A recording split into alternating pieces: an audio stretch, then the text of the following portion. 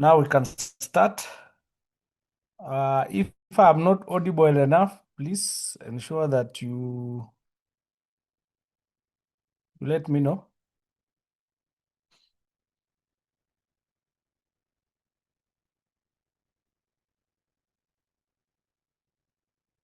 So today we are going to do about the mediastinum. And as I said before, mediastinum is that middle part of the thorax between the two pleural cavities. And usually, as we had talked about the chest wall, we said there are very important landmarks that you must know. And I said one of the landmarks is the thoracic vertebra. The other one is the sternum. The angle it makes, the sternum makes the body, and the manubrium makes the sternal angle. You need to know that landmark very well. There are almost 20 things that occur at that level, and it's a must that you must know all that occurs there. So this middle part of the thorax is divided by an imaginary line extending from the sternal angle to the lower body of the fourth thoracic vertebra into a superior and inferior parts. This is what we are talking about. I am not sure what is happening. Yes, you can see from this diagram here, you can see this is the mediastinum we are talking about. We say it extends, it's the middle part between the two pleural cavities, and it's divided by this imaginary line you can see from the sternal angle to the lower body of the fourth thoracic vertebra into a superior and an inferior mediastinum. Now, when you are talking about the mediastinum, you need to know that it is bound superiorly by the thoracic inlet and inferiorly by the diaphragm. Anteriorly, it's bound by the sternum, and posteriorly, the 12 thoracic vertebrae. On either side, we have the pleural cavities.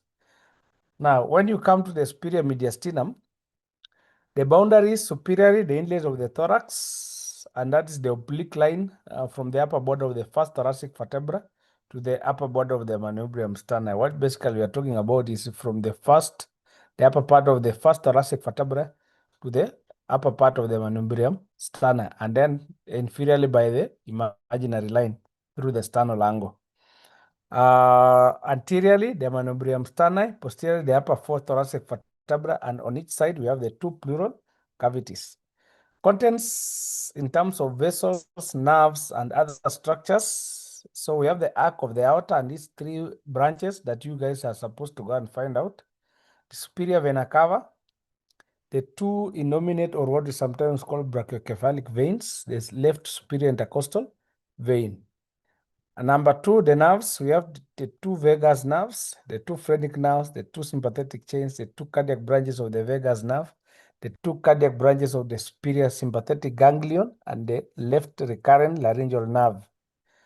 Other structures include the trachea, the esophagus, the thoracic duct, remains of the thymus gland, sternocleidomastoid muscle, sternothyroid muscle, and the longus colli muscles. These are the contents of the superior mediastinum. The inferior mediastinum, anteriorly, we have the body of the sternum. Posteriorly, the lower bodies of the 8 thoracic vertebra. Superiorly, that imaginary line through the sternal angle. Inferiorly, the diaphragm. On either side, the pleural cavities. Now, what you need to understand is that the heart and its covering, which is the pericardium, divides this inferior mediastinum into 3.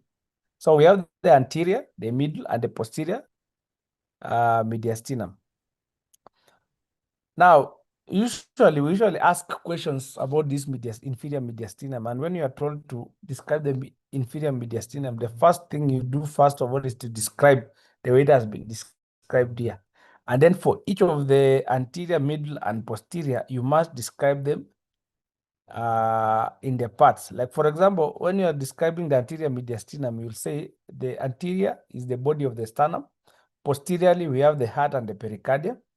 Inferiorly, we have the diaphragm, and on either side we have the pleural cavity. When it comes to the middle mediastinum, anterior you will have the anterior mediastinum, posteriorly you will have the posterior mediastinum, superiorly the imaginary line, and inferiorly the diaphragm. On the other side we have the pleural cavities. And then the posterior mediastinum, you will have the anteriorly the heart and the pericardium. Posteriorly, the lower 8 thoracic vertebra. Superiorly, we have the imaginary line, and inferiorly, we have the diaphragm. And these are the contents of each of these three divisions of the inferior mediastinum. Anterior mediastinum, we have the internal mammary vessels, the sternopericardial ligaments, the sternocostal muscles, the remains of the thymus gland. The middle mediastinum, we have the heart and the pericardium, and the great vessels either leaving or entering the heart.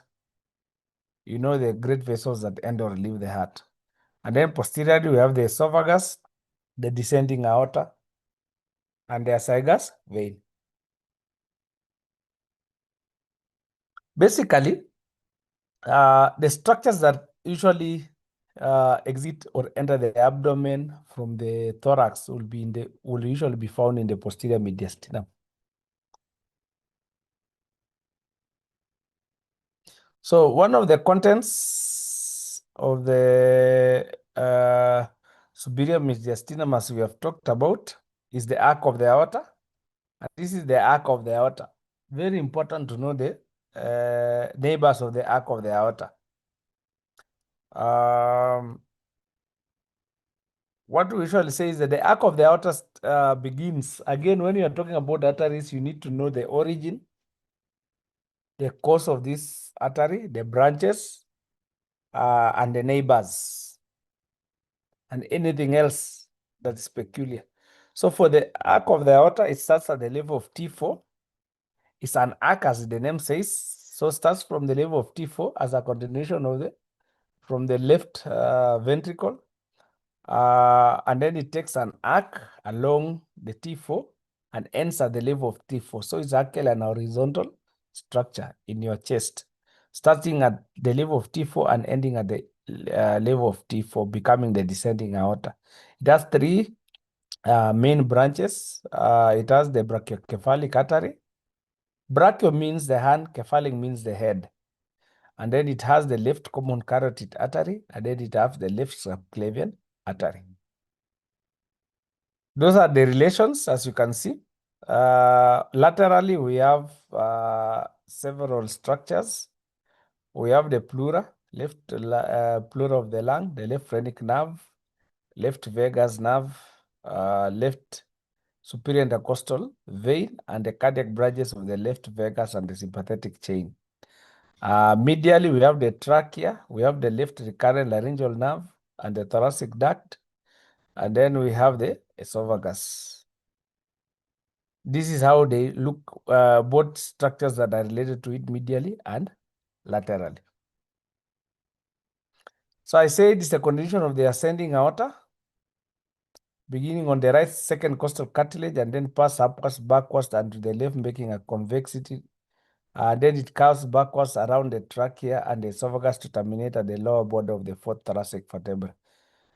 So this, we usually say it makes a convexity to the left. The relations, the upper, superiorly, you have the three branches. Inferiorly, the bifurcation of the pulmonary trunk, the left bronchus, ligamenta arteriosum, and the left recurrent laryngeal nerve. Anterior and to the left pleura and lung separated by the vagus, left phrenic, cardiac branch of the vagus, cardiac branch of the superior sympathetic ganglion, left superior intercostal vein. Posterior and to the right, we have the trachea, the esophagus, the thoracic duct, the left recurrent laryngeal, the nerve, the deep cardiac plexus of the bifurcation of the trachea, and the vertebral column.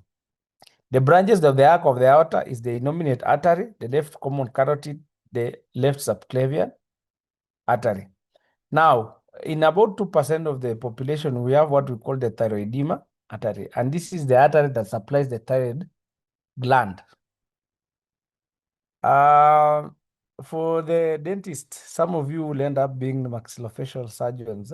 I think one of the things you might be doing is to remove the the thyroid. Some of the nurses here might become theater nurses. So sometimes this artery that directly arises from the aorta is present. And when the surgeon is doing thyroidectomy, that's the removal of the thyroid, they need to be aware. Otherwise, the bleeding that usually accompanies the severance of that artery is usually fatal if it's not recognized. So it's going to be your work to ensure that you remind the person doing the surgery that they should be aware that in about 2% of the population, we have this thyroidema artery. The posterior mediastinum, this is the space posterior to the pericardium, and it's usually continuous superior with the superior mediastinum and the spaces between the pretracheal fascia and prevertebral fascia of the neck. Now, this is a very, very important statement, especially to the dentist. I remember when I was talking about somebody having a cavity on the tooth, the lower jaw, gets infected, and they end up with a condition called Ludwig's angina. Ludwig's, what's called what? Ludwig's disease. Yeah, I think that's the name. You can have pus trickling all the way to the heart, and it usually goes through the posterior mediastinum because it's continuous superiorly with the superior mediastinum and the spaces between the pretracheal fascia and the prevertebral fascia in the neck. So those fascias, the pretracheal and the prevertebral fascia, you need to be aware of it, especially the dentists. It's usually bounded anteriorly by the pericardium and posteriorly by the bodies of the lower 8 thoracic vertebra, and the contents include the esophagus, the thoracic aorta, the azygos vein, hemizygous vein, accessory hemizygous, thoracic duct, and the lymph nodes. Now, the thoracic aorta, as a component of the posterior mediastinum, begins at the level of T4 as a continuation of the arc. It's initially to the left of the midline, but gradually drifts towards the midline and leaves the abdomen, leaves the thoracic cavity to the abdominal cavity at the level of the 12th thoracic vertebra between the crura of the diaphragm. Now, a trick to remember this is if you count the letters in the thoracic aorta, there are exactly 12. So you'll find out that at the level of T12, that's the perforation of the diaphragm. This is where the thoracic aorta leaves the thoracic cavity to become the abdominal aorta in the abdominal cavity. And the branches, we have remember we talked about the 9 pairs, not the 9 pairs. It's actually the 9 posterior intercostal arteries. They are not the pairs, so ignore these called pairs. Pairs means there are 2 in every intercostal space. But in case of the posterior intercostal arteries, we have one left one and the one on the right side. And then we have a left and right subcostal arteries. Then we have bronchial arteries, esophageal vessels, pericardial and phrenic branches. What you'll notice is that the branches of the thoracic aorta will take the name of the structures it supplies. What do I mean by that? I say, you can see like we have bronchial arteries. It means they supply the bronchi. Esophageal, the esophagus. Pericardial, the heart. Phrenic, the diaphragm. So it's something that you do not really need to cram, but you just need to figure out that as this artery descends within the thoracic cavity, it gives off branches to the structures, and those branches are named according to the structures they apply. The other structure in the posterior mediastinum is the esophagus. Again, when we will be talking about the gastrointestinal system, we will not talk about the esophagus because we will have talked about it right now when we are talking about the thoracic cavity and the mediastinum to be specific.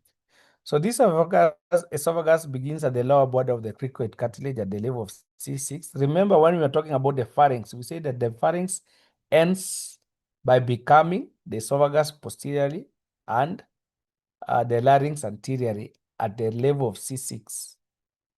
and this passes through the diaphragm at the level of T10. Again, when you count the letters in the word esophagus, there are 10. So they perforate the diaphragm at the level of 10 thoracic vertebra, ending in the abdomen at the cardiac orifice of the stomach at the level of the 11 thoracic vertebra. It's usually 25 centimeters long. And when we say 25 centimeters long, we are talking about what is considered an ideal man or woman who are 70 kilograms for a man and 65 kilograms for a woman. It's usually about 25 centimeters long. And this is very important because some of you will end up, or some of you will have relatives, or some of you will end up actually doing these procedures. We call them endoscopy. In endoscopy, it means you are taking a camera and a tube through your mouth all the way to the intestines to check out if there are any malignancies, any changes, and any deformity along that pathway. And we'll be saying that if you find that there is a growth or there is an abnormality at any, you will be saying it is this in relation to this. So you'll hear that there's a tumor at 27 centimeters, or there is an ulcer at 15 centimeters. This is exactly why you need to know about the esophagus being 25 centimeters long. Am I audible enough? Class reps? Yes, you're audible. Okay. So it starts in the midline, slightly to the left through the neck and superior mediastinum. At T5, that's the fifth thoracic vertebra, it turns to the midline, and then at around seventh thoracic vertebra, it inclines again to the left and curves in front of the aorta. At the level of T10, that is 10th thoracic vertebra, it pierces the diaphragm at exactly 2.5 centimeters to the left of the midline at the level of the seventh costal cartilage. And then it enters the abdomen for about 1 to 2 centimeters in length before joining the stomach. That is usually very important because some of your patients will have that portion of the esophagus in the abdomen being in the chest. And how they will be presenting is that they will be presenting with a lot of hyperacidity. So every time your patients will be telling you, I feel a lot of hyperacidity, a lot of hyperacidity. One of the things you should be thinking about is that does the patient have part of the esophagus that is meant to be in the abdomen being in the chest, and we usually call it hiatal hernia.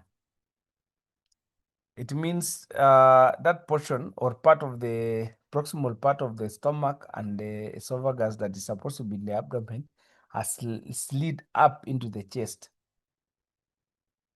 And it is usually a very uncomfortable situation that these patients will always be in the hospital trying to seek treatment. The relations, again, we said when you're talking anatomically, when you're talking about organs, you need to know the relations. Anteriorly, we have the trachea, the left bronchus, the right pulmonary artery, pericardium of the left atrium. In the superior mediastinum, the arc of the aorta crosses it on the anterior left aspect, while the azygos crosses it on its right posterior aspects. It means the esophagus is sandwiched between the arc of the aorta anteriorly and azygos, the arc of the azygos posteriorly. We'll see the significance of that just in a while.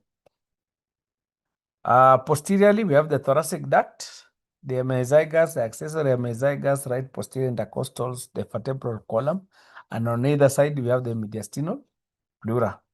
This is how your esophagus looks like from C6 all the way to T11 as it joins the stomach. And we said it pierces the diaphragm at the level T,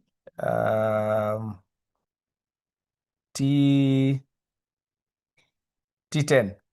Now, if you look at this diagram here, you'll see that the descending aorta or the thoracic aorta pierces the diaphragm at the level of T12, while the esophagus pierces at the level of T10.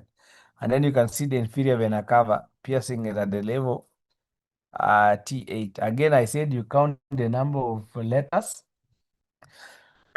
in each of the words, and you will find at which level it pierces the diaphragm. Now, as I was telling you again, we talk about the significance of the when I was telling you the length of the esophagus and what crosses and the relations of that esophagus, because in some instances, it used to happen a long time ago. I don't know if it still happens. You'll find out that in homes, your mother is always saying, "Oh, your father has eaten money," or something, and then small children take it literal that if you put this coin, kama baba anakula hii pesa, si hata mimi naweza kula pia, and then they end up having coins, swallowing coins. It was very notorious. Nowadays, I have seen the incidences have really reduced of children swallowing coins. And two things used to happen. One, if the coin goes to the larynx, and the larynx being very small, it means it will completely close the airway and the children usually used to die.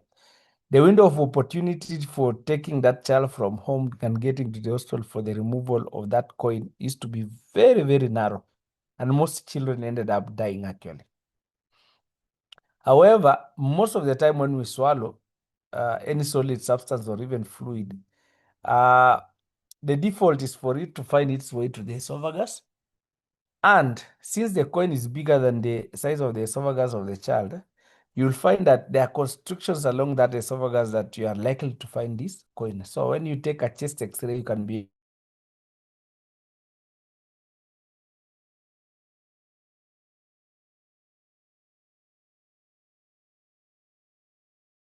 able to see whether it's below the just a minute. You take a chest X-ray, and when the coin is below the two clavicles, it means it has actually gone into the esophagus. If it is above, there's a probability that it might end up in the trachea. I am not sure whether we were doing quackism or it was actually the real. You guys will go and find out in the wards and ask the doctors or the health caregivers there. So one of the constriction is where it begins at the cricopharyngeal sphincter, which is 15 centimeters from the incisor teeth. The other thing that you will be notice that we usually count those centimeters right from the incisors. That is your front of the teeth all the way to the stomach. So there's from the teeth to the beginning of the esophagus usually 15 centimeters, and then plus the 25 centimeters. So you'll find out that the esophagus length is usually taken as 40 centimeters. So it will be at the 15 centimeters. And then where the arc of the aorta crosses it anteriorly, it's at 22 centimeters. Where the left principal bronchus crosses it is at 27 centimeters. And where it enters into the abdomen through the diaphragm is at 38 centimeters. So these are the likely places when you swallow something that can't go all the way to the stomach will be found in either of these constrictions. Blood supply, being an organ that traverses the entire chest, you will find out that most of the blood supply comes from the surrounding structures. So we have the inferior thyroid artery, we have the esophageal branches of the aorta, the bronchial arteries, the esophageal branches of the left gastric arteries. Again, remember, within the abdomen, we'll be talking about the left gastric artery when we'll be doing the GIT system. That because the portion of that esophagus is within the abdomen, you'll find that the left gastric artery supplies the lower end of it. The venous drainage, again, is very important to know. Just like it's very important to know the histology of this esophagus, that the upper third, the middle third, and the lower third are totally different. Again, this is because the disease processes also affects it differently. Remember, on the upper third, we have the skeletal muscle, and then the lower third, we have the smooth muscles that is continuous with the stomach. And then the middle third is a mixture of both the smooth muscle and the skeletal muscle. It means the tumors or cancers of the esophagus, depending on which part it is, will present differently. And then again, the venous drainage, the upper third goes to the brachiocephalic veins, the middle third goes to the azygous vein, and the lower third goes to the esophageal tributaries of the left gastric vein. Again, very important, mark this lower third of these tributaries. When we'll be doing the GIT system, we'll mention again where it forms a very important collateral or anastomosis. Anastomosis basically means we have a main root, and then we have now the channels on the sides. It's like Uganda Road, for example. When there's an accident around Life Care Hostel there or the Daima Towers, you'll divert traffic towards Moi Girls or towards MTRH. Those are what we call anastomosis in anatomical language. Lymphatic drainage, again, very important. So both the lymphatic drainage and the venous drainage is very important, because if you have cancers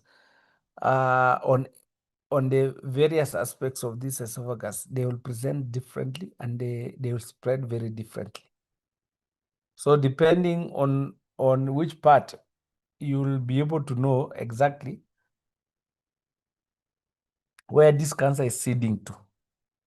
So the upper third, we will go to the head. That's the cervical, these cervical lymph nodes. The middle third or the thoracic part will go to tracheobronchial and posterior mediastinal nodes. And then the lower will go to the abdomen.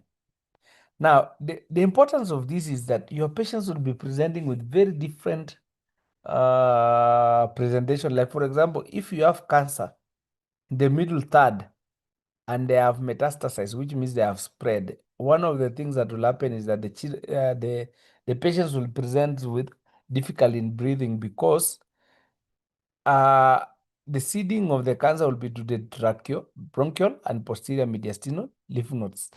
And these lymph nodes, when they enlarge, what they do is that they impinge or they compress the lungs, the tracheas, and the bronchioles. And the presentation will be that this patient will come with difficulty in breathing.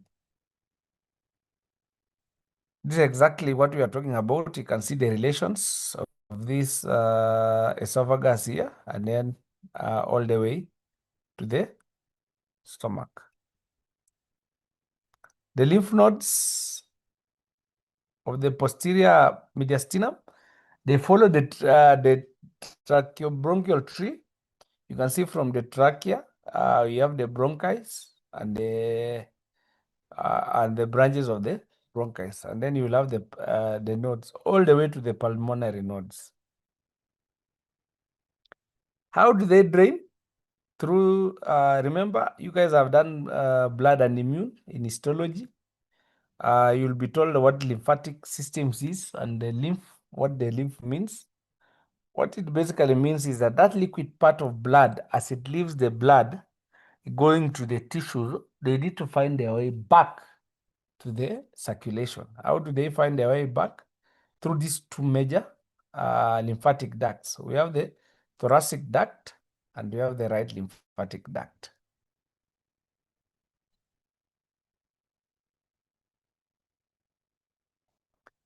The posterior mediastinal nodes you can see are along the vertebral column on either side and also along the anterior surface of the esophagus.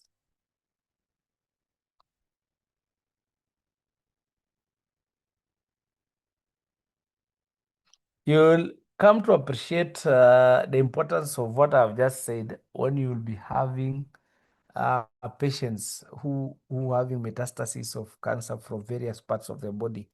And you, for the nurses, you'll be nursing these patients. For the physiotherapists, you'll be told to ensure that this patient do not develop bed sores. And for the dentist also, you might get one of your patients who is difficult in breathing, and you do not know how to proceed from there. The other structure in the posterior mediastinum is the thoracic duct, and this usually commences at the upper end of the cisterna chyli.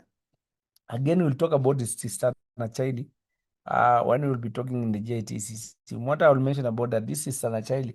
Remember, when you digest your food, as it goes into the intestines, it goes in terms of either broken down amino acids or glucose or fructose and those ones. And part of this one is usually taken up into the bloodstream through the lymphatics and is usually milky-like. So this is Stanachili, which arises at the level in the abdomen. And I think it's the level of L2, L1, and T12. Usually exceeds the abdomen with the thoracic aorta and the azygos vein up into the thoracic cavity. Remember, this sister Nachali is taking things back towards the heart for pumping. Those are nutrients through the lymphatics. So it passes with these structures between the crural of the diaphragm and usually rise on the right side of the esophagus. Remember, when we are talking about the relations of the esophagus, one of the things that you must mention is usually the thoracic duct. And at the level of T5, it hinges to the left, passing behind the esophagus to lie on its left posterior plane. And then at the level of T4, it completely crosses to the left side of the body.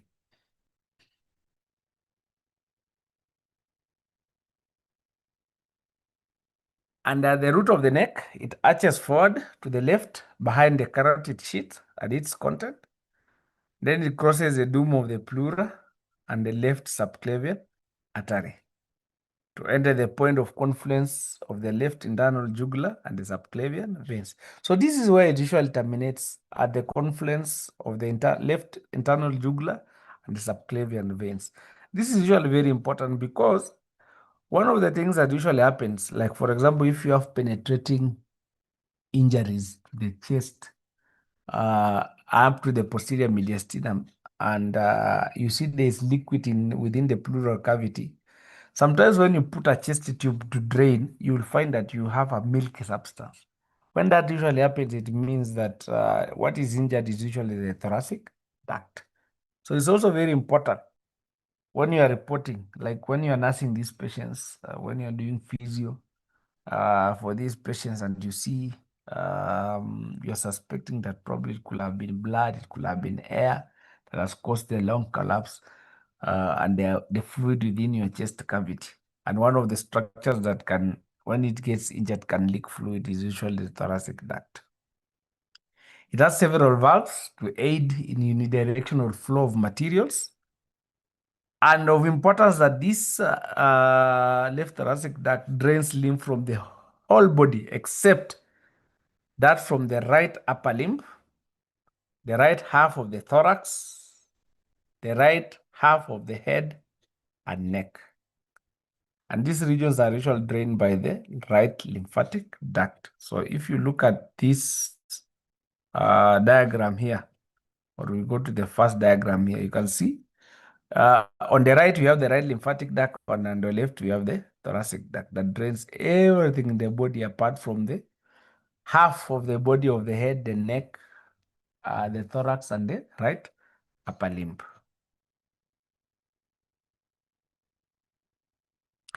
The other structure is the azygos system of veins that we talked about, so we are not going to talk about it again.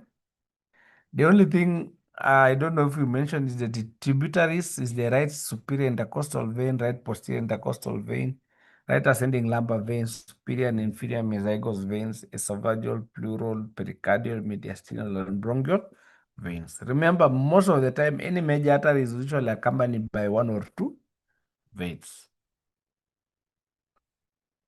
Any questions so far up to there concerning the mediastinum, especially the structures in the superior mediastinum where we talked about the arc of the aorta, and then the structures in the posterior mediastinum where we have been talking about the descending aorta, the thoracic duct, the esophagus being the main structures found within the posterior mediastinum. For the other structures that are found in the anterior mediastinum and and the superior mediastinum, like the remains of the thymus glands, the muscles. Those ones you'll do it either when you are doing neurolocomotor or when you are doing the other systems. Any questions so far up to there?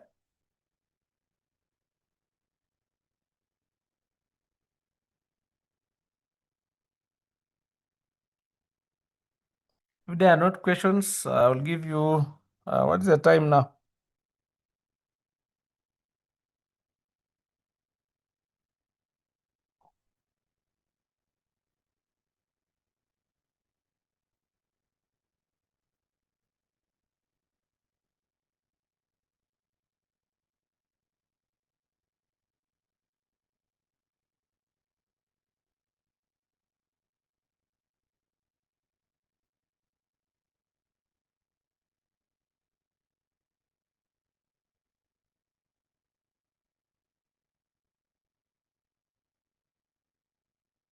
I'll give you a 5 minutes break. Then we'll come and do the structures in the middle mediastinum, and basically the heart and its covering. So take a 5 minutes break.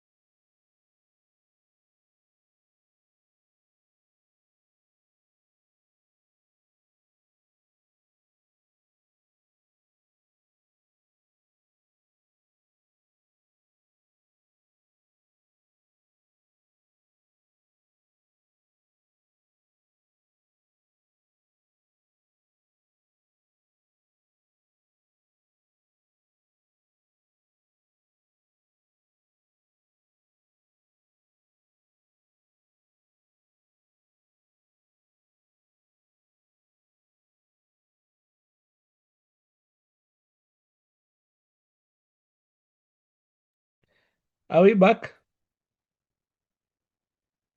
Can you hear? Class rep, can you hear me? We can hear you. Okay. So the heart and the pericardium. Remember this, the heart and the pericardium, which is its covering, is what divides the inferior mediastinum into three. That's anterior, middle, and posterior. So the middle part of the is what we are talking about. That's the heart and the pericardium. So cardia in Greek means the heart.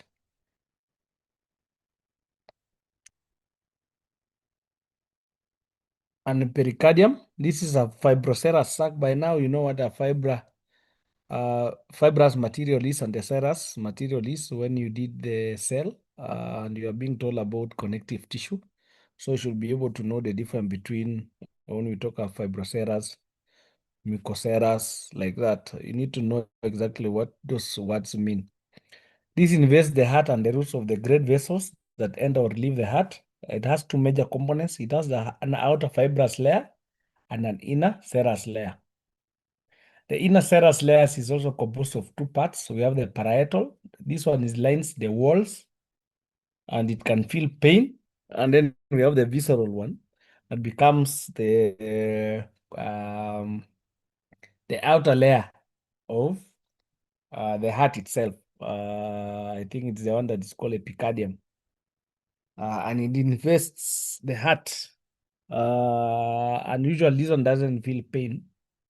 You'll be told you'll be doing pathology that visceral organs do not feel pain unless you stretch them.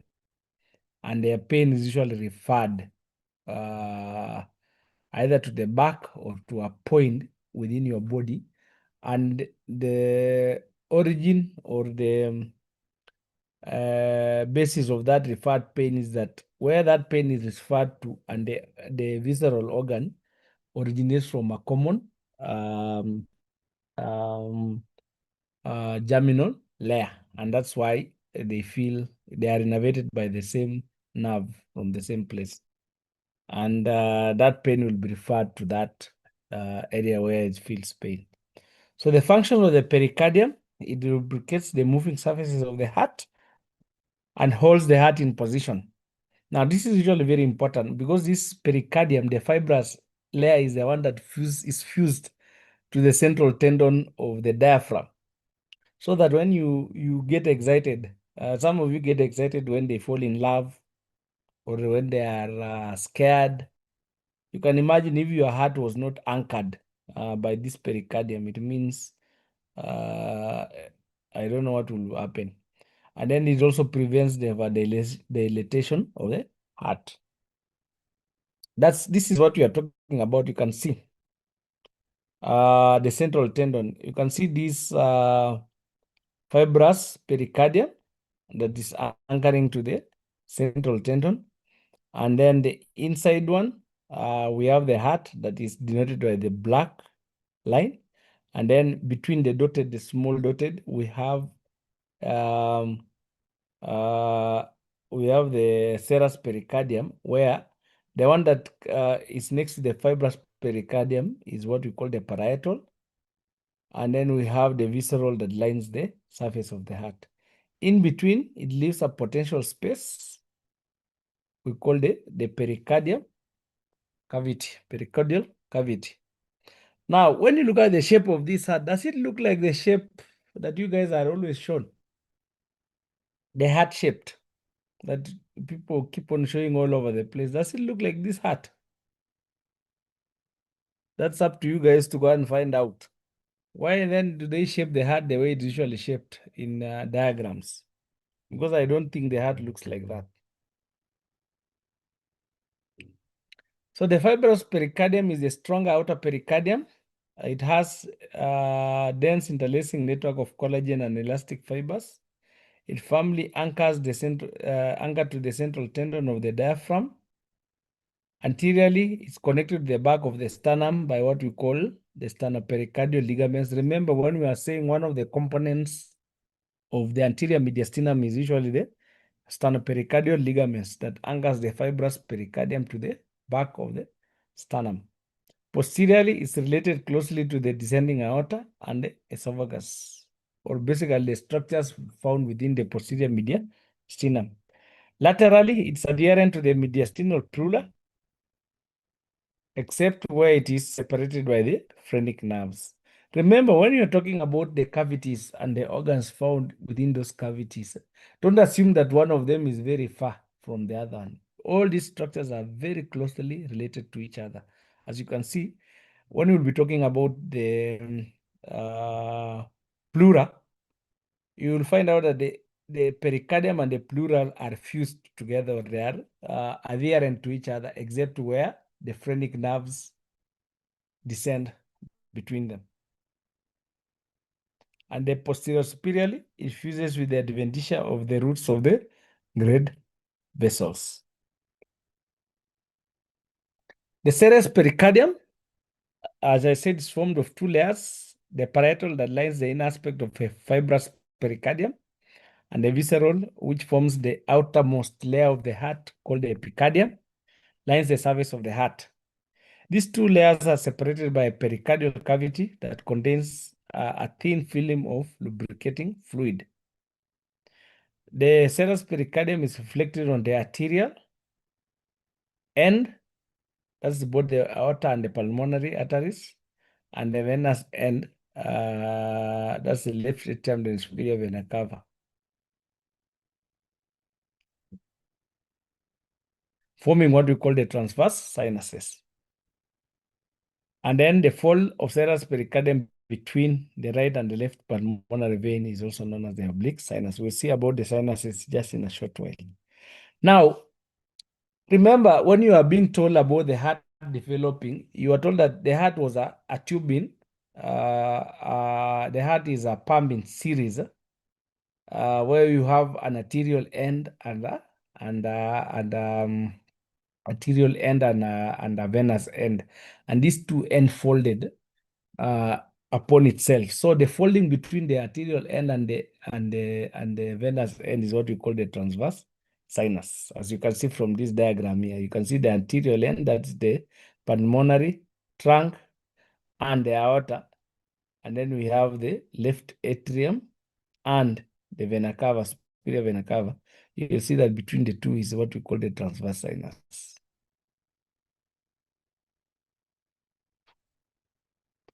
So as I said, the transverse sinus is a recess. Just imagine having a piece of cloth and you are folding it into two. Between the two ends, there will be a space in between, and that's what we call the sinus. Again, you can't talk about the sinuses if you do not remember the embryology of how the heart developed.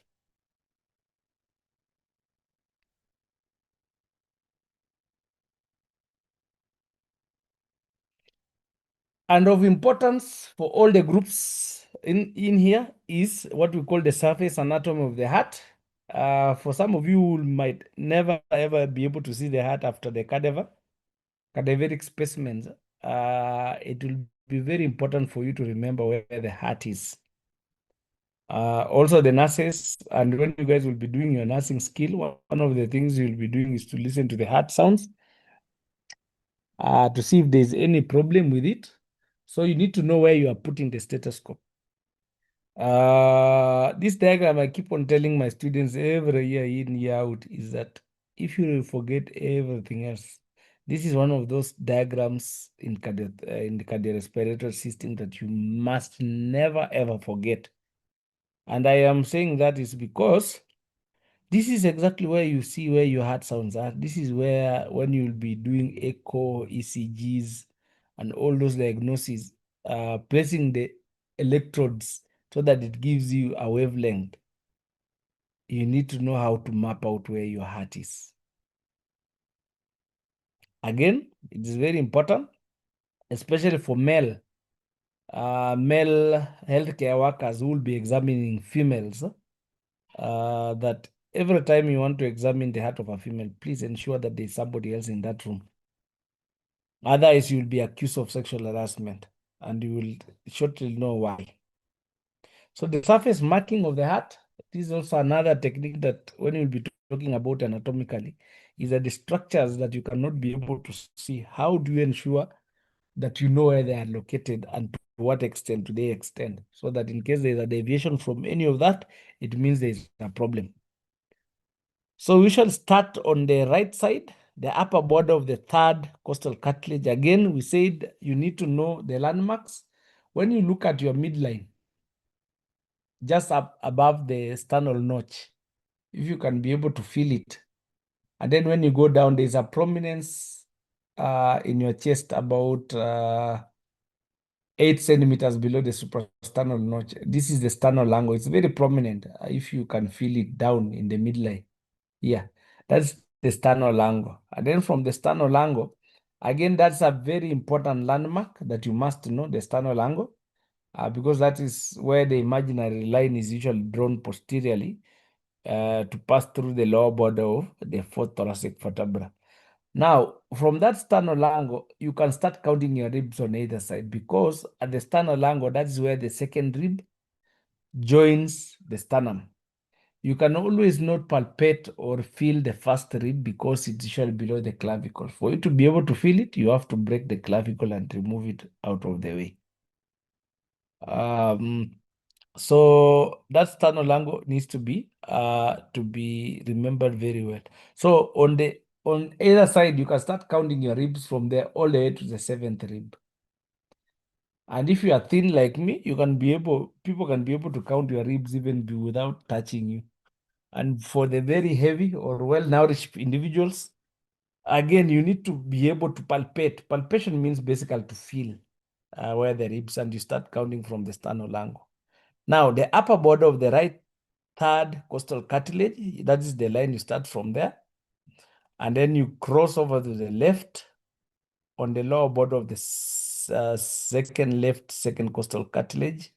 And then you trace a line downwards in the midline. Again, the other thing that you need to understand is that the body is usually reference either left or right, or you can also divide some parts into three, into what we call thirds. And this is one of the instances that you can divide the clavicles. One of the landmarks, again, that you must know is the clavicle, which you can divide into half or thirds. So when you draw that line from the second costal cartilage on the left side, you go downwards to the apex, which is 3.5 inches from the midline along the midclavicular plane.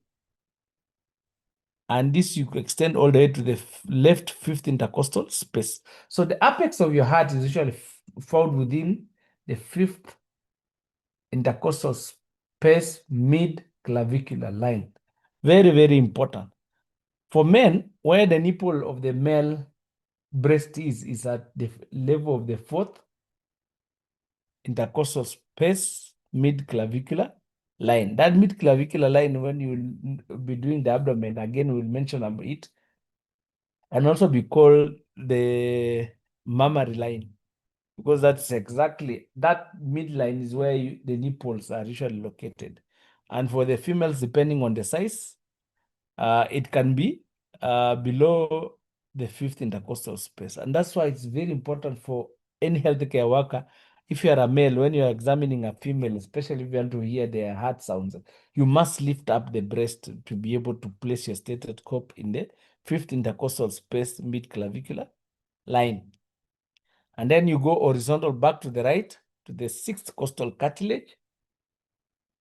And then you go back to the first point, which is the upper border of the right third costal cartilage. And that is where your heart is located when you are normal.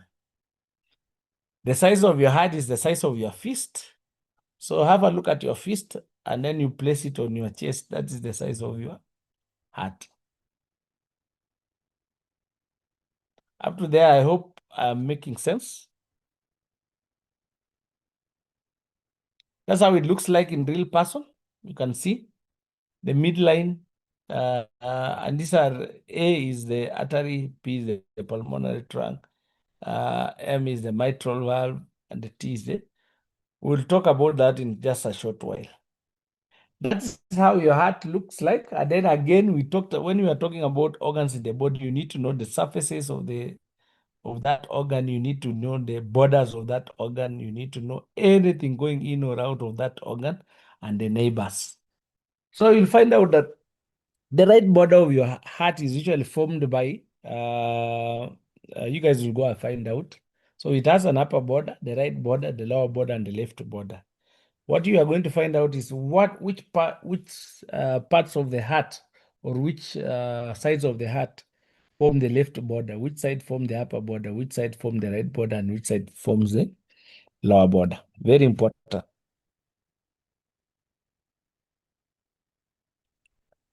So when you open the heart, remember the heart has 4 chambers. Again, that one you learned in embryology, how the 4 chambers end up being the way it is.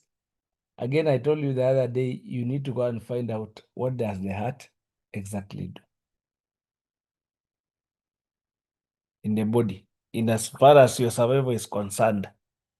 So the 4 chambers and how blood flows through all of them and the peculiarities of each of the sides. So that if I gave you an open specimen of the heart, you should be able to tell me this is the left ventricle, the right ventricle, the right atrium, the right left atrium.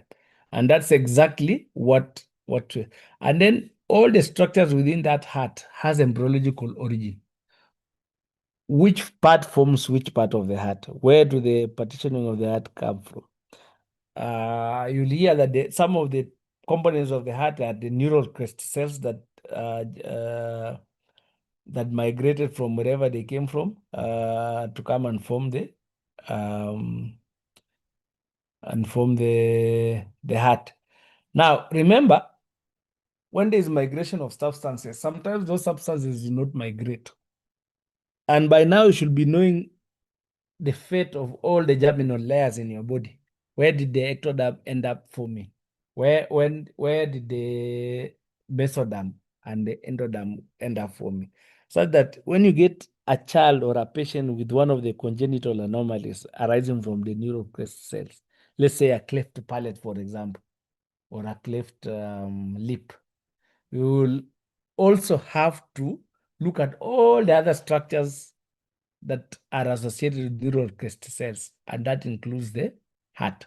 So these children or these patients tend to also have a problem with their heart. So you must ensure that you rule that one out. So histologically, you guys should be able to tell me the different parts or inside the heart and how they look like. Again, you need to also remember that in each chamber of the heart, how do the blood circulates within the heart itself, and compare that to how the blood circulates in a fetal heart that is still in the womb, because there is a very big difference. And what usually happens when the child takes their first breath, what usually happens to that circulation that was in the womb? That one is an assignment to you guys, because I might just ask that question.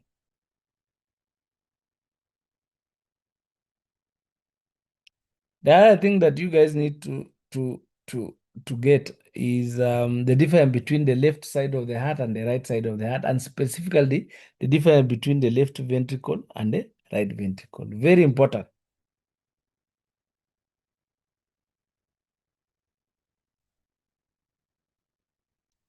In a normal heart, the left ventricle will be more big than the right ventricle, and it's because basically the left ventricle pumps blood to the rest of the body via the aorta. There are other conditions where the right ventricle will seem to be bigger than the left ventricle. And then find out on a normal occasion when you exercise, like when you do something, you tend to make it bigger. However, when it comes to the heart, the bigger does not necessarily mean better. It actually most of the time means there is a problem, a very big problem that your heart is about to fail. Again, it depends on the cause of why that heart is about to fail. So again, it's very important for some of you to be able to pick out this symptom, especially when you do ultrasounds and you find out that the right side of the heart is enlarged compared to the left. And then you know that this is likely going to be a problem. These are some of the differences between the left and the right side of the heart. You can add more, and it's very, very important that you know it.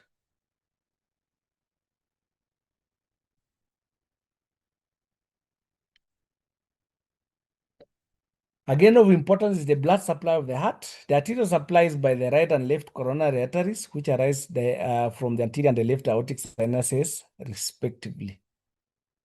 And the venous drainage is by a number of veins through the coronary, which all converge at the coronary sinus and drain into the right atrium, or directly into the chambers of the heart.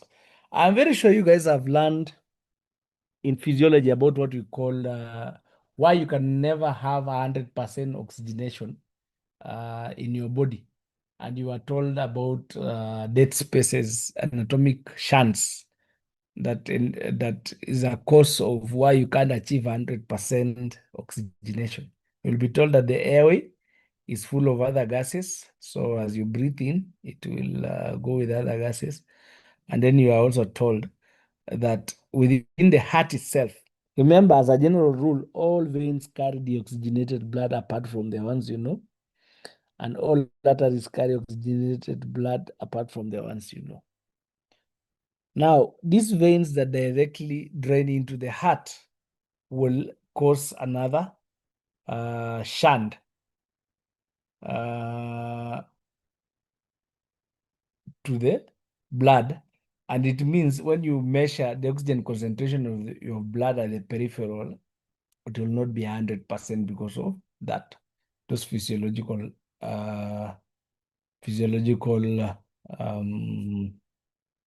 shunts that you guys have learned in physiology because of their anatomical basis. So there are two arteries that we usually call coronary arteries. It arises from the anterior or the right aortic sinus, emerges between the pulmonary trunk and the right auricle. The other thing before I forget is that you need to find out what is this auricle, because in primary school and part of high school, you are talking about auricles. And right now we'll be mostly talking about atriums, not auricles. So what is this auricle? Remember, auricle means shaped like a ear.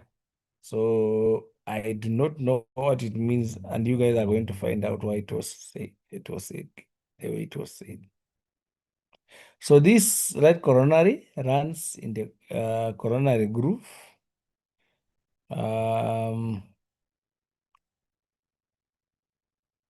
What we call the atrioventricular groove to the back of the heart, where it's anastomosis with the one from the left coronary artery. And the branches include the marginal, the posterior, and the ventricular, and the sinus node branch. Remember, the SNA sinus node is where the rhythm originates of the heart. And the left coronary arises from the left aortic sinus behind the pulmonary trunk, giving off an anterior interventricular branch to become the circumflex artery.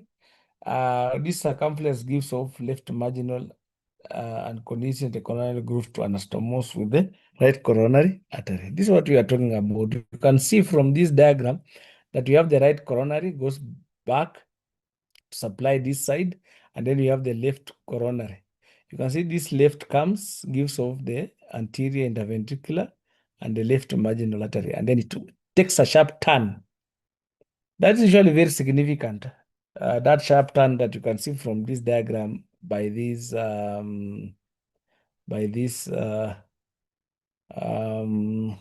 description. Now, the reason why I'm saying it's quite important is when as you age and your blood walls start to thicken, Some of the things that can happen is that you can form clots, and those clots is likely to impact on the left coronary artery compared to the right coronary artery because of the anatomically the way it is structured. You can see this left coronary artery takes a very sharp left, or is it right turn that is sharper? So you're likely going to get a heart attack or a heart block from the left coronary artery compared to the right coronary artery. So as a summary, the blood supply of the heart by the right coronary, most of the right ventricle, a variable part of the diaphragmatic surface of the left ventricle, the posterior inferior third of the interventricular septum, the right atrium, the parts of the left atrium, the conductive system as far as the proximal parts of the right and left bundle branches. And more importantly, the SA node, which is a very critical node, so it supplies it by 60%, and the AV node by 80%. Now you will discover that it is very important to note this, and that's why when people get a heart attack, it still gives you a window of opportunity, because if it is the SA node that's affected, still 80% of that is usually supplied by the left coronary artery. So it will not be completely shut down. And that is usually the beauty of creation, as you can see. You are not totally left on your own. There's always something that is ensuring that you actually survive. And then the left coronary, most of the left ventricle, small part of the right ventricle, most of the left atrium, the anterior and 2/3 of the interventricular septum, 20% from the SA node, and 40% from the SA node for the SA node, and 20% for the AV node. Hopefully by now you guys have learned about the conducting system of the heart histologically, and how that one aids in the heart beating as one unit in sensation. I'm very sure you are familiar with that. The venous drainage, as we said, is directly into the chambers. The veins are directly drain into the chambers of the heart, and there are two. We have the anterior cardiac vein and the vena cordis minimi. The coronary sinus, while the rest of the other veins will all join to form the coronary sinus that lies in the coronary groove on the posterior aspect of the heart between the left atrium and the left ventricle. It's usually short, wide trunk that opens into the right atrium between the opening of the inferior vena cava and the tricuspid valves.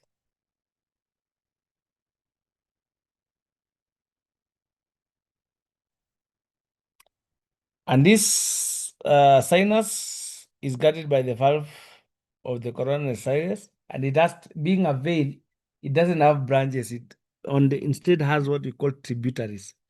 And one of them is the great cardiac vein. The other one is the middle cardiac vein, the small cardiac vein, and the oblique vein of the left atrium. All these are tributaries of the coronary sinus.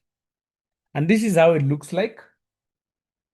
Very prominent. When you go to the anatomy gross labs and you are given the heart, please look for the coronary sinus, usually on the posterior aspect of that heart.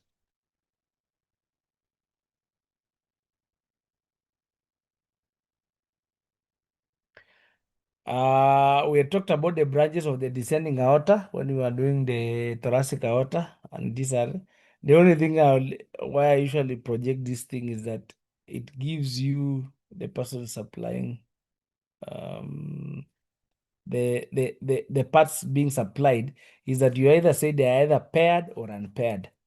So when they are paired, or it comes on the lateral aspects of the descending aorta, and we have the posterior intercostals, and then from the anterior surface of the thoracic aorta, we have the pericardial, the left bronchial, the esophageal, the mediastinal, the phrenic, and the subcostals.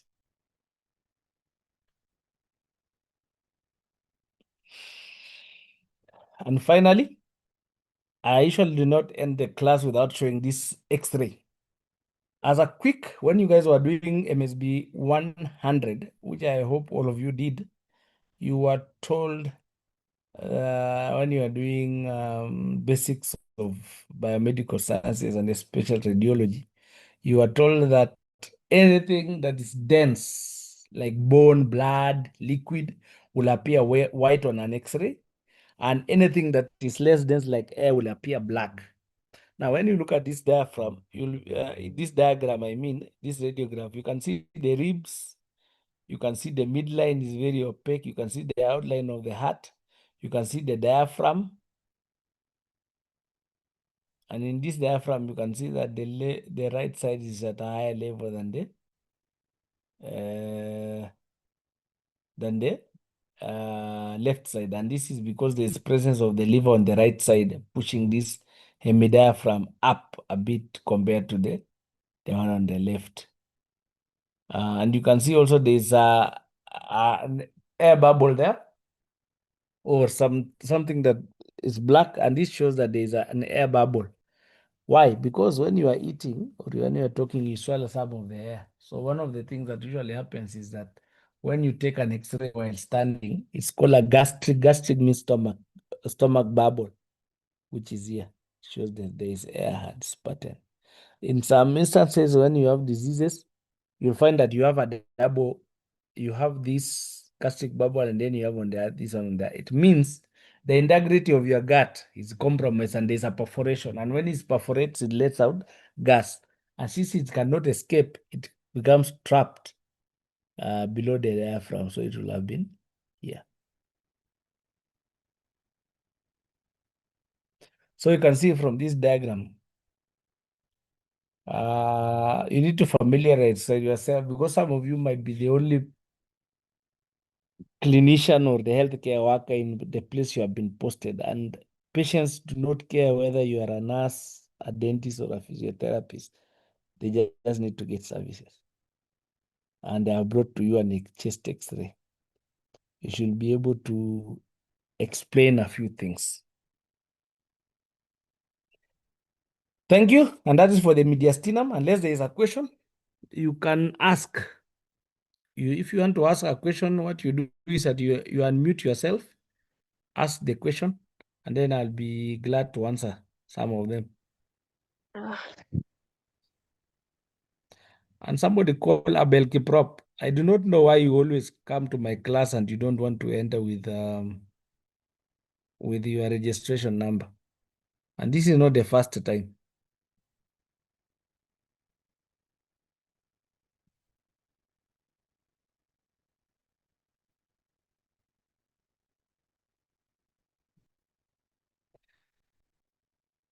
Any questions concerning the mediastinum and the structures there?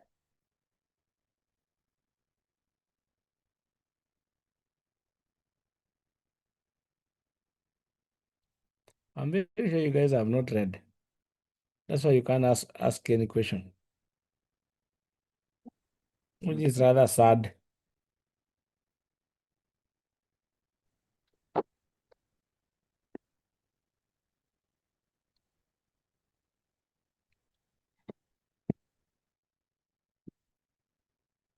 The other one is called Chebet Lin, Chepkemboi Lin, Clyde Juma, Daisy Nyanjama.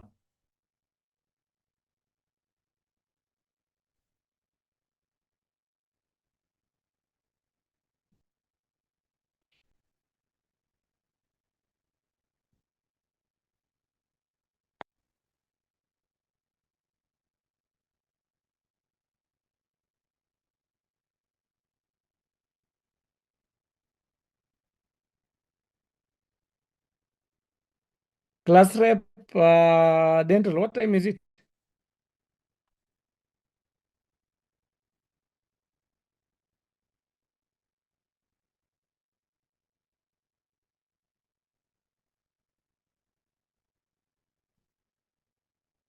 Are you there?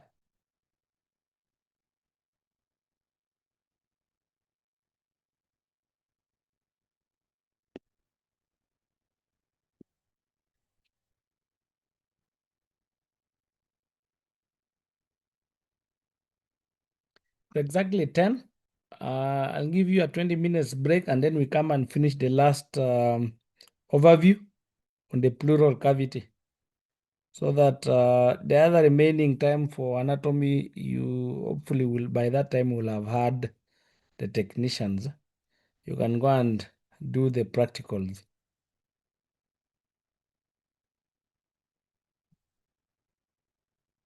So at exactly 10:15, we start the second session.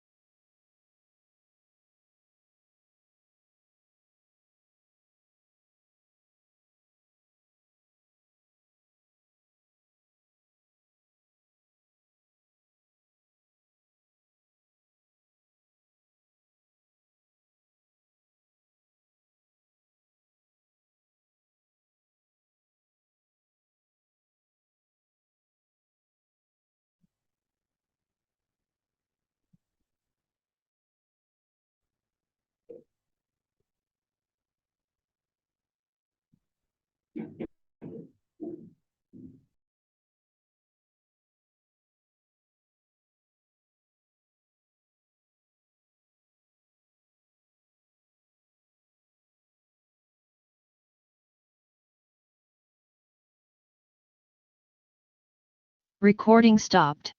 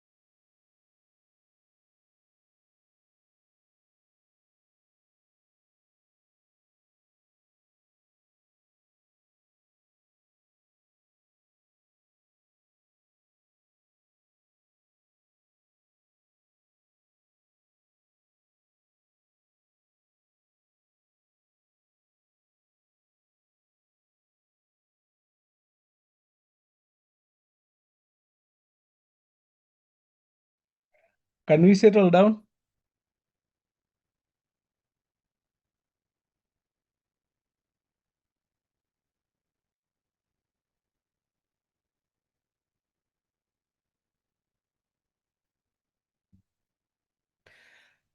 Can you see my screen?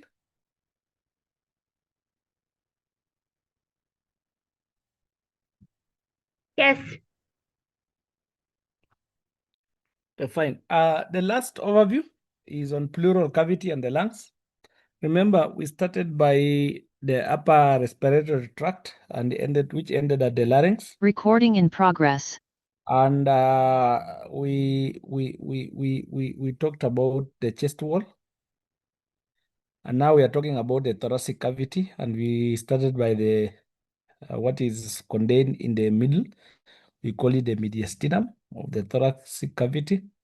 And now we are going to talk about what is contained on the lateral aspect of the thoracic cavity, which is the pleural cavity, and its content, which is the lungs. Again, do not forget the thoracic cage and the components of that cage. And the pleura. Pleura is the covering of the lungs. Again, from embryological development, you need to know where the xylem becomes the derivatives of the xylem. One of them is the pleura, the pericardium, and the peritoneum. You need to know how they develop and anything that can go wrong, because as long as you work in the healthcare sector, those are the things you'll be dealing with. So the pleura is located and the lungs lie on either side of the mediastinum within the chest cavity. And again, just like the pericardium, it has two parts. It has the parietal layer and the visceral layer. When you look at the cross-sectional view, you can see that the pleura covers the lungs. And we have the visceral layer that covers the lung itself. And then we have the parietal layer that lines the walls, either in the mediastinum, on the diaphragm, or the costal, which is the ribs. In between the two, there is a slit-like space again.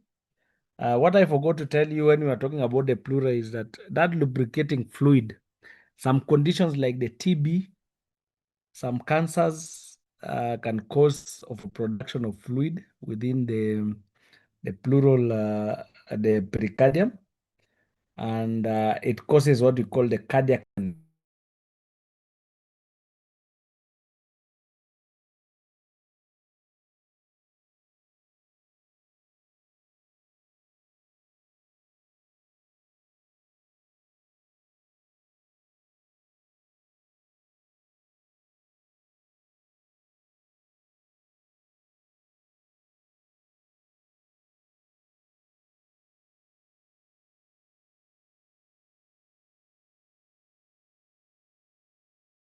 Sorry.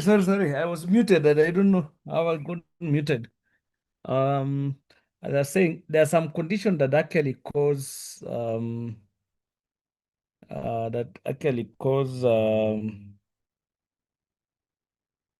to remove this thing and it's removing to go. Oh, fine. Can you see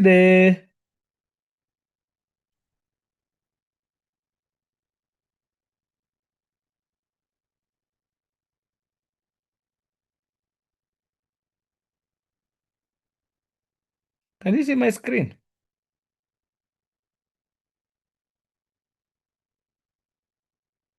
No.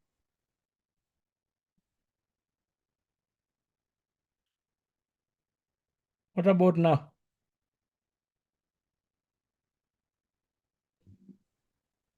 Can you see You it? can see. Yes. Yes. Yeah. So again, as I said, that space can accumulate fluid as a result of disease conditions or a result of trauma, like if somebody stabs you and then you bleed within that potential space, causing what we call cardiac tamponade. Cardiac tamponade is an emergency, again, that will impair circulation. And it's usually treated by cardiothoracic surgeons by making what we call a pericardial window. Again, that's a very specialized procedure that you guys might never be able to see, or if you are unlucky enough to see it, you will not forget it. Again, the pleural cavity. While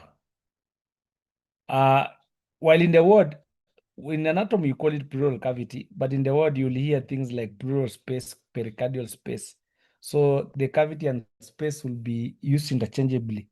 So when you hear about pleural cavity or pleural space, just know they are talking about the same and this one and the same thing. So again, in the pleural, again, there are certain conditions, TB, pneumonia, cancers, trauma can cause. You can imagine this space here being the way it is that allows you to breathe in and out. You can imagine if anything accumulates within this space, it will cause what you call a lung collapse. And there will be, when this lungs collapses, it impairs your breathing. And I'm very sure you guys have been told in physiology that this pleural space is at what we call negative atmospheric pressure. And that's how you end up breathing in the mechanism of breathing. So how does it maintain that negative thoracic pressure? That is what you guys will be learning or have learned in physiology. Again, just like the heart, you need to know the surface marking of the lung and the pleural. And it's very important because one of the things that usually happens is that you find out that when the nurses are triaging the patients in casualty, they usually miss lung injury.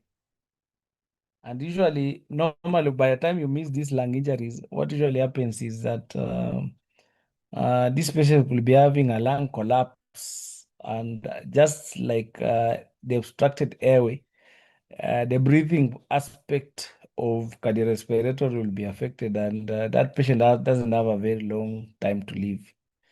And hence, you need to know exactly. But if you auscultate or when you listen to the chest and the breathing, you should be able to find out that this patient has a lung collapse or has issues with the lungs and he needs immediate attention. So we usually project this diagram to show both the lung and the pleural and the relationship between the two. So what are the surface markings of the pleural? On the right side or the left side of the screen, you have the surface anatomy of the pleural, and on the left, you have the surface anatomy of the lung.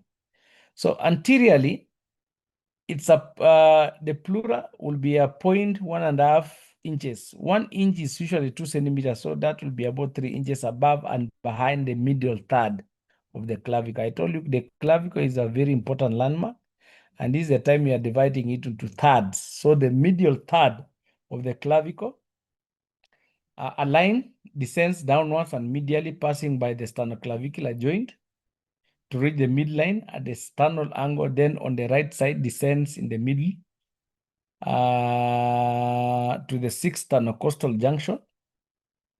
On the left, it descends in the middle to the fourth costal cartilage, then curves laterally for 1 inch to reach the sixth sternocostal junction, forming what we call the cardiac notch. We'll just see it in a moment, what we are talking about. While the lung, the anterior border is half an inch. Remember, the pleural is 1.5 inches, while the lung is half an inch. So which means there is a space between the lung and the pleural of about 1 inch. Behind the mid third of the clavicle, and then it descends downwards and medially passing the sternoclavicular joint to reach the middle line at the sternal lung. On the right side, it descends downwards in the middle line to the sixth sternocostal junction. On the left, it reaches the fourth costal cartilage with curves laterally for 1.5 inches. Remember the other one curved 1 inch. Well, this one is curving 1.5 inches, which means between the pleural and the lung, there is half an inch. to the sixth sternocostal junction, forming the cardiac notch. So what are we talking about? You can see this clavicle. The clavicle has been divided into thirds. So we have the lateral third, the middle third, and the medial third. So it's the medial third that we are talking about. So you can see two dotted lines. The upper line denotes the pleura, while the lower line denotes the lung. So we said it starts 1.5 inches for the pleura on the medial third of the clavicle. This line descends downwards to pass through the sternoclavicular joint. It means the joint made between the clavicle and the sternum. Here, sternoclavicular, to descend towards the midline through the sternolungo. On the right side, it descends downwards to the sixth sternocostal. Remember, the rib articulates or joins the sternum through the costal cartilage. So this line descends downwards to the sixth sternocostal cartilage on the right side. On the left side, the same thing happens, but now it descends to the fourth, and then it curves 1 inch to reach the sixth sternocostal cartilage, forming what we call the cardiac notch, because the heart is usually here. Remember, the heart was here. So that curving is to allow the heart, or the apex of the heart, or the left ventricle, to fit here.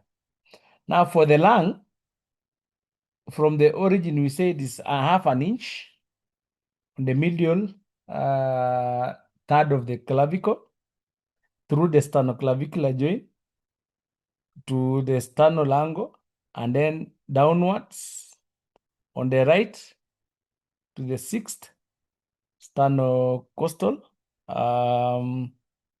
cartilage, and on the left it inches 1.5 inches through the fourth sternocostal junction to reach the sixth sternocostal cartilage or junction. Inferiorly, the inferior border of the pleura, the line that descends downwards laterally to the sixth to the eighth rib at the mid-clavicular line, and then to the 10th rib at the mid-axillary line, then backwards to the level of the 12th thoracic subvertebra. Now, there are two landmarks that we need to know about. The mid-clavicular line, as I said, is the middle of the clavicle that usually goes through your nipple. And it is called the mammary line. And then again, it also bisects your inguinal region into two. It's also called mid-inguinal line, and it's also called what we call lateral vertical plane. We'll learn about those planes when we'll be doing the gastrointestinal system. So this line, the pleura will descend from the sixth sternocostal junction downwards to the eighth rib at the mid-clavicular line. Now, the mid-axillary line, when you lift up your hand, there are two folds, one posterior, one anterior, that forms the axillary. The axillary is where that depression that is formed when you raise up your hand. So the middle part between the two folds is what we call the mid-axillary line at the 10th rib. And as I said, you can count the ribs from the second rib all the way to the 10th one. So you'll know that is where the inferior border is, and then posteriorly to the 12th thoracic spine. And then for the lung, the line descends downwards and lateral to the sixth rib at the mid-clavicular line, to the eighth rib at the mid-axillary line, and then to the 10th thoracic spine. Now, what you'll notice that the inferior border of the lung is 2 ribs below the inferior border of the pleura. And that's basically to allow, when you are breathing in, as your lungs expand, they expand to be accommodated within that space of the 2 ribs.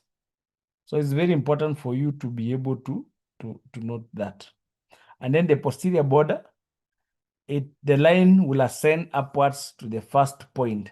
The same thing, that's from the 12th thoracic spine all the way back to the medial third of the clavicle. What are we talking about here?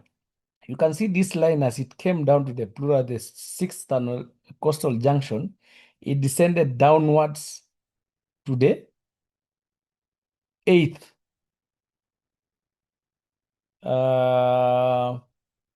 rib mid-clavicular line, and then it went backwards to the 10th mid-axillary line, and then to the 12th, and then back posteriorly.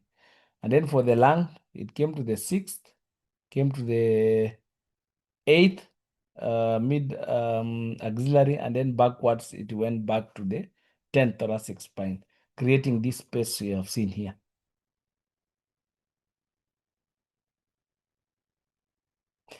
And then for the fissures, we'll talk about the fissures when we'll be talking about the lungs. The only thing you need to remember is that there is one oblique fissure with the person standing. When you raise up your arm above the head, this one usually done practically, but you can practice on yourself. When you have learned about the scapula, that's the upper limb where the scapula is. So when you draw a line to the third thoracic spine, you'll get what we call the oblique fissure. And it's at the level of the sixth rib, which sternocostal junction.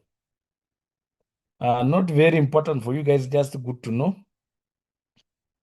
Now, coming back to the layers of the pleura, we have the parietal layer. It lines the thoracic wall, covers the thoracic surface of the diaphragm and the lateral aspect of the mediastinum. It extends into the root of the neck to line the undersurface of the suprapleural membrane and the thoracic outlet. This is how it develops. Remember, again, you'll see the same thing as it develops. Remember the trachea, the bronchiole is part of the foregut that usually develops into the coelomic cavity. And as it's like extending your hand into a balloon. Remember a balloon, as you compress it, it comes to form the two layers. So the layers that will be covering the fist will become the visceral, while the one that is covering the hand that is pressing on the balloon becomes the parietal. And that's how we end up with this. The same, you'll see the same diagram when we'll be talking about the development of the gut. The visceral layer completely covers the outer surfaces of the lungs and extends into the depths of the interlobar fissures. We have what we call the cuff, pleural cuff, where the two layers become continuous with one another. And this cuff surrounds the structures that enter or leave the lung at what we call the hilum of each lung. This cuff usually hangs down, and that loose fold hanging down is what we call the pulmonary ligament. Now, when you look at the at the lung here in these two diagrams, this part where the structures enter or leave is what we call the hilum. And you can see the two layers of the pleura are usually continuous, and they hang down here by what we call the pulmonary ligament. Now, the pleural cavity are separated. The cavity is what separates both the parietal and visceral layers of the pleura. And we use the term pleural space in the words usually, while anatomically we use the term cavity. It contains a thin film of tissue called the pleural fluid. And usually this permits the two layers to move on each other with minimum friction.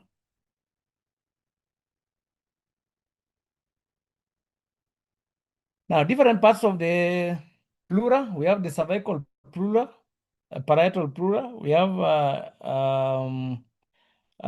remember we said the parietal pleura is the one that lines the walls and usually divided according to the surfaces they line or it covers. So this cervical means it extends up to the neck and lines the undersurface of what we call the suprapleural membrane. Now, when you look at the thoracic inlet where the neck connects to the trunk, there's a membrane there we call suprapleural membrane that usually covers that surface. And it's usually lined by what the cervical pleura. Now it reaches level of 1 to 1.5 inches, that is 2.5 to 4 centimeters above the medial third of the clavicle. Remember where the origin of the pleura is. And this is what we are talking about. You could look at the apex of the lung here, where my cursor is. You can be able to see, this is what we are talking about, parietal pleura. Then the costal one, costal means ribs. It lines the inner surfaces of the ribs, the costal cartilages, the intercostal spaces, the sides of the vertebral bodies, and the back of the sternum. This is what we call the costal pleura.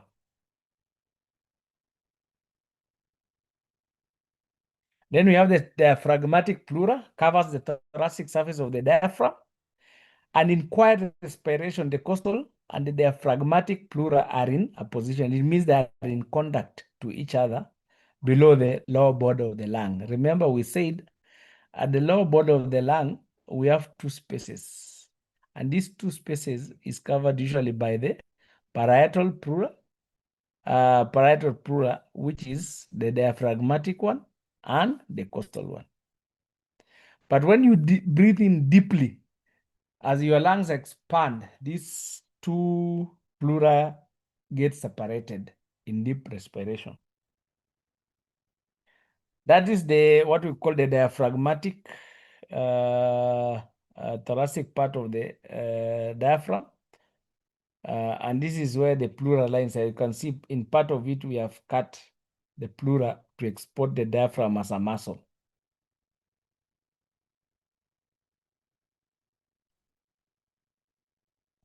The lungs are organs of respiration.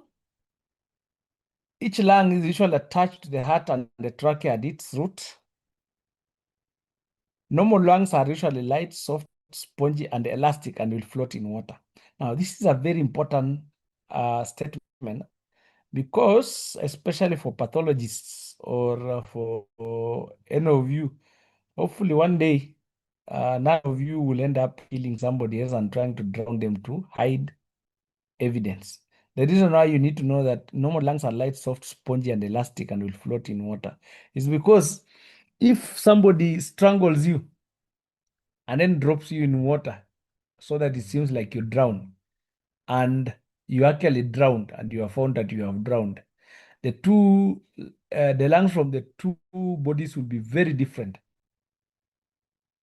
And the person performing the postmortem will be able to tell whether this person was killed before being thrown into the water or they actually drowned. So we'll find out what will happen in either scenarios in light of the lung being light, soft, spongy, and elastic. Like any other organ, you need to know the surfaces. It's shaped like a pyramid, and each lung presents a base and an apex, 3 borders, and 3 surfaces. The surfaces include the costal next to the ribs, which is lateral, medial, or sometimes we call it mediastinal, next to the mediastinum, and then we have the diaphragmatic, which we sometimes call the base. And then the borders, we have the anterior, inferior, and posterior borders. Now, lungs are divided by fissures, and the left lung is divided into upper and lower lobes by the oblique fissure, while the right lung is divided into upper, lower, and middle lobes by what we call the oblique and the horizontal fissures. The hilum is the part of the medial surface where the structures enter or leave the lung. The bronchi and the pulmonary vessels extend from the trachea and the heart to each lung and collectively form what we call the root of the lung. So the structures that go in and out collectively form what we call the root of the lung that are found at the hilum. And that's exactly what we are going to see next. Now, at the apex of the lung, usually,